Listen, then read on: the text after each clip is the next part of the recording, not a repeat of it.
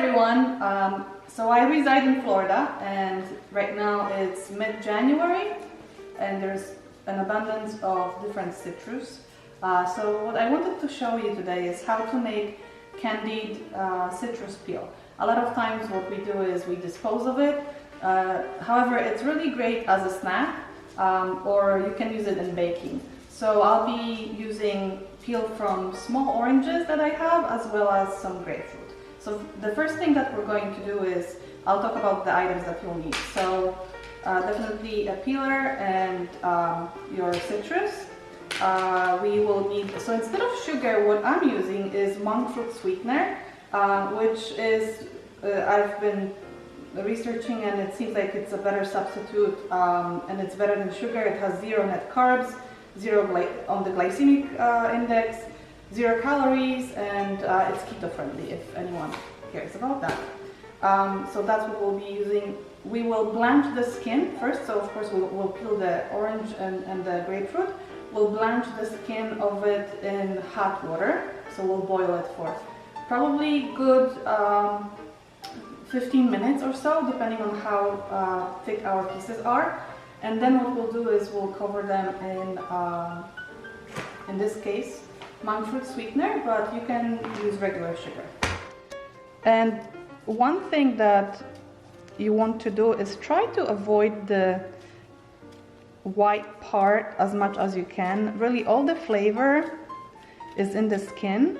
Also, if you use a lot of the white part, what will happen is it will be very bitter. That's why we're cooking it, or blanching it, if you will. This one is working very nicely. It's going to be long, so we'll cut it in smaller pieces. So we already did one orange, and then we're going to do one grapefruit, and then I already have water boiling so that we can blanch it. You see, I cut this in smaller pieces. Now we're going to blanch it.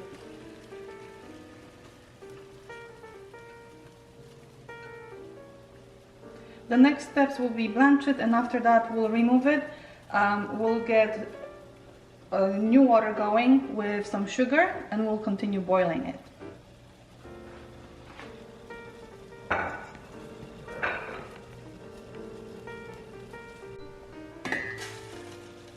Okay, so if you look, I think the consistency is fine now. Again, the more of the white skin you have, the more time you have to blanch it. But it seems fine. And look how the water changed color because of the citrus. So just take it out. What we'll do is we'll dump the water, and we will replace it with a smaller amount. So we'll have about for this amount of peels, 3/4 of a cup of water, and half a cup of sugar, or in this case the monk substitute, and then we'll bring it back to a boil. Okay, so like I said, we drained it. Now back into our pot. Here goes the fresh water, 3/4 of a cup, and half a cup of sugar, or in this case the monk substitute, monk fruit.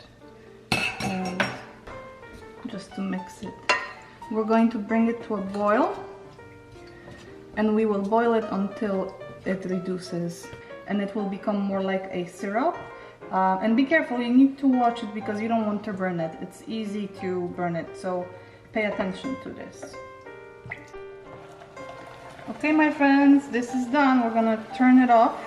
So what you will be left with is, of course, the peels, which you have to take out and just dip them in sugar.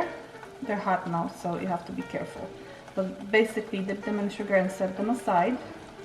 And then do not dispose of this syrup that has formed, because you can use it for making a nice cocktail or whatever else, but it's really fragrant, and you should not dispose of it. You can definitely use it for something else. Okay, so as you can see, I'm dipping it, just covering it, and then you just have to let it rest. And I will do the same thing with the rest. So pick one more, or 2 or 3. Here we go. And